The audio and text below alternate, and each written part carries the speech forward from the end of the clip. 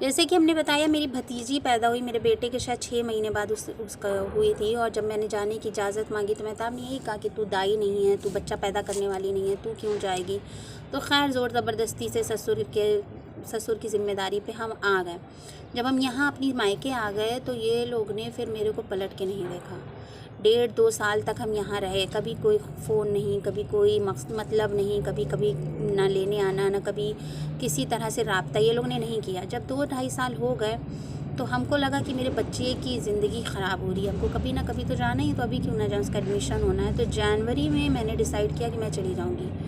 मेरे माँ बाप इसके ख़िलाफ़ थे। सबको लगता था कि ये 3 साल शादी के हो गए, सिर्फ मारपीट है, सिलेंडर उठा के मारने चला आ रहा है, गुस्सा इतना कर रहा है, सामान उठा उठा के सड़क पे फेंकता है, चीखता है, मुंह पीटता है, पागलों की तरह सामान को, दीवारों को, या टेबल हो या डाइनिंग टेबल हो या शोकेस हो, सबको घुसे मारना, सर फोड़ना अपना, हर तरह की जलालत वो कर चुका था।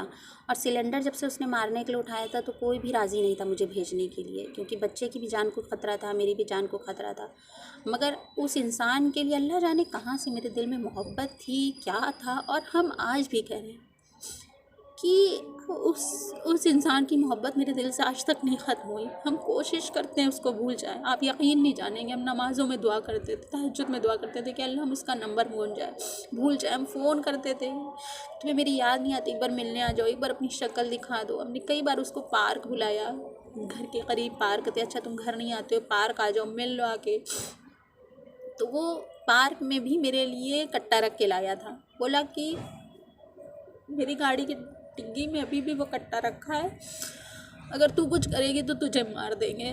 कई बार ऐसा हुआ कि हमने उसको फ़ोन किया कि हम तुम्हें बहुत चाहते हैं, तुम्हारी याद आ रही है, as a husband I need you. तो उसने मेरे से ये भी कहा कि तुम अच्छा मिलने आओ, जब अम्मी नहीं है घर पे। तो हम एक रात के लिए क्या बोलेंगे उसको, हम एक वेश्या भी बन के जाते थे उसके पास कि उसकी ज़रूरत पूरी होगी, शायद उसको मेरी मोहब्बत आ जाए, शायद वो कह दे कि आके रहने लगो। घर वालों का प्रेशर था, घर वाले सोचते थे कि इसकी ज़िंदगी तबाह बर्बाद हो जाएगी, और हम अपनी मोहब्बत से मजबूर थे।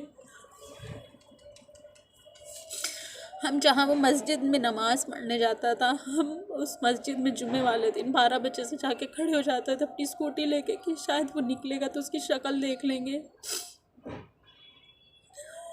हद से ज़्यादा हमने उसको चाहा था। रोज़ फ़ोन करते थे कि किसी तरह से ये बंदा मुझे लेने आ जाए वापस, हम अपने बच्चे को लेकर अपने घर चले जाए। मगर उस पत्थर को कभी नहीं पिघला पाए हम। वो पत्थर कभी नहीं पिघला। वो जैसा था ऐठ अकड़, उसको अपने बच्चे की भी मोहब्बत नहीं लगती थी कि मेरा बेटा 1-2 साल का हो गया, उसकी शक्ल देख लें कैसा निकल रहा है, कोई मतलब नहीं था। और हमने इसी लालच में ज़िंदगी बिता दी कि मेहताब सुधर जाएगा, मेरा घर बन जाएगा, मेरे बच्चों को घर मिल जाएगा, इस एक घर के लिए, इस एक छत के लिए कि मेरे बच्चों को बाप की छत मिल जाएगी। कोई ये ना कहे ननिहाल में पले हैं, मामूओं ने पाला है। मेरे बच्चे तरसते थे और हम भी तरसते थे एक शौहर के लिए, सब श्रृंगार करते थे। कोई मेरे सामने कोई अच्छी बात नहीं करता था कि इसको फ़ील होगा, कोई मेरे सामने अपनी खुशियाँ नहीं बयान करता था कि इसको फ़ील होगा। हमें तकलीफ़ होती थी। मेरे भाई लोग मेरे साथ, उनकी शादी हुई थी, अपनी शादी की सीढ़ी तक नहीं देखते थे कि गुड़िया को अपनी शादी याद आएगी। ये सब चीज़ें छोटी छोटी बहुत तकलीफ़ देती थी। और इन्हीं सब चीज़ों की वजह से हमने फिर फैसला किया कि बेटा 2-2.5 साल का हो गया, अब उसका एडमिशन कराना है। फिर हमने वहाँ पर जाने का इरादा कर लिया।